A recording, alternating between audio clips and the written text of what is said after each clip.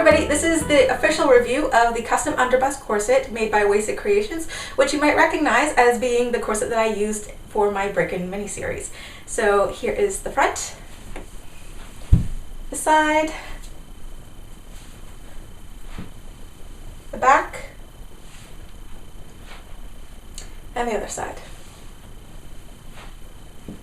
The center front of this corset is about 12 inches, and the very shortest part of the corset, basically under the bust up to this highest part of the lap here, is about 9 inches. Now, I have to say that I did choose the length of the corset in addition to all the circumferential measurements. I did allow the maker, Luthien, to take a little bit of, I guess, creative liberty with my corset, because I wanted a corset that really represented her aesthetic and her style. So I let her choose basically the shaping of the hips here, and I really like how it comes low in the front. It swoops up to allow space for the lap, and then it comes down again, and then up around the back you can see that it comes up slightly more so that it doesn't put any pressure on the tailbone. And for the top line here, you can see that it comes up in a very gentle point. It swoops down over the sides, and then it comes up in a rather dramatic peak in the center of the back to help hold in any back fat. So you can see that I have very little back fat.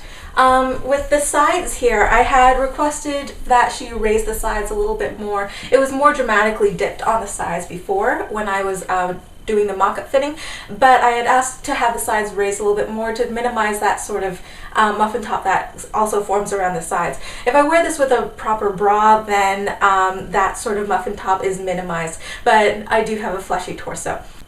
Another staple of Luthien's creations is this very dramatic hourglass silhouette. It cups the rib cage, so it doesn't actually put pressure on my lower rib cage. It actually hooks underneath it and really cinches the skeletal waist right underneath it.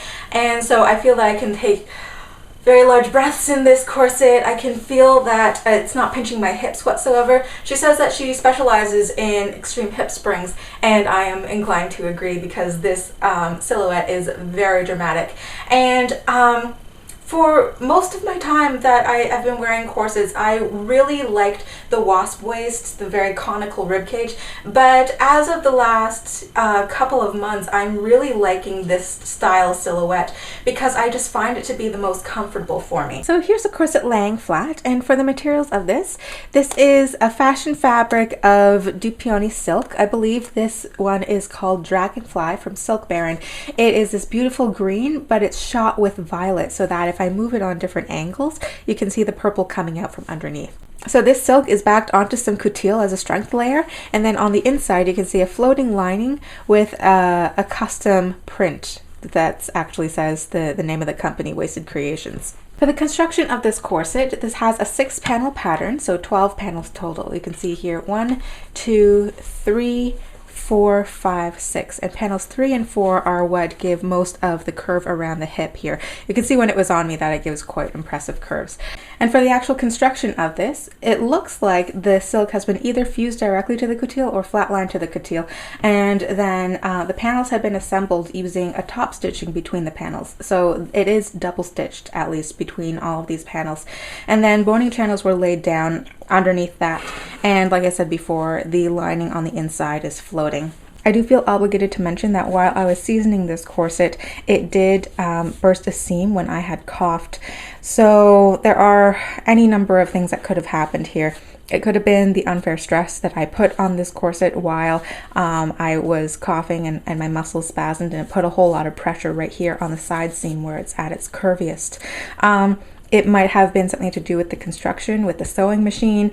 It might have been basically subpar thread that just wasn't strong enough in that particular area. So I do feel obligated to mention that, and if you have watched my seasoning mini-series, then you can see how I mended this. And of course, it's not an absolutely seamless job, but it's doing the trick. And since I had been able to basically close this corset, it has not had any other problems in here. I mean, you can see a little bit of stretching. around the seams of the waistline, but none of the other seams had come apart, and you can see that I put considerable stress on this corset when I have it closed. You can see here the slight outline of the waist tape is about 1/2 inch wide, running through the width of the corset, and you can see that it's invisibly stitched, so you don't see it on the outside or on the underside here. Here is a close-up of the binding. It is made from matching biased strips of the same Dupioni silk, and it has been machine stitched on the outside and then hand finished on the inside, so you barely see the stitches on the inside here. Now, part of the binding is coming out, but I had contacted the maker and she is sending me some new binding so that I can basically cut this part down and re-sew it so that the fraying will stop. There is no Modesty panel on the back or the front of this corset, but then again, I didn't specifically request one. The busk used on my corset is 11 inches long, but if your torso is longer or shorter than mine, then they might use a longer and shorter busk for you. And this one is a heavy-duty busk, 1 inch wide on each side. You can see that it is quite sturdy in the front. It gives a really nice profile silhouette, and this one has 5 pins with a center pin centered right on the waistline. This corset is very heavily boned. I believe it has 34 bones, not including the center busk here. It's double boned between each seam, and it also has additional boning in the center of the panels to stabilize it. I feel that it's very comfortable, very smooth on my body.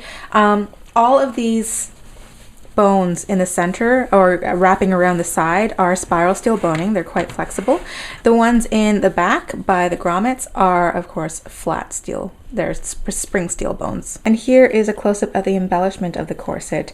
Originally, Luthien told me that she wasn't able to get the right type of silk for me, so had offered to give me some free embellishment on the corset and gave me a few different choices of lace. So I chose the gold because I thought it would contrast with the green quite nicely. And I also let her take a little bit of creative liberty when it came to the design. I told her that I wanted something kind of asymmetric and going diagonally across the busk here. The rhinestones or the crystals were actually a surprise. I did not request them, but when I got the corset in the mail, I was just like, oh, that's sparkly. So I'm not worried, or I'm not concerned about that. But yeah, there are some creative liberties taken with this corset. So if you are a huge stickler about what you want and what you don't want in a corset, then make sure you specify that very clearly at the time of ordering. And here's a close-up of the grommets or eyelets at the back. These ones I recognize as being 5mm prim eyelets, and they are typically very good quality. They have a medium flange around them. There are 26 in this corset, so 13 on each side.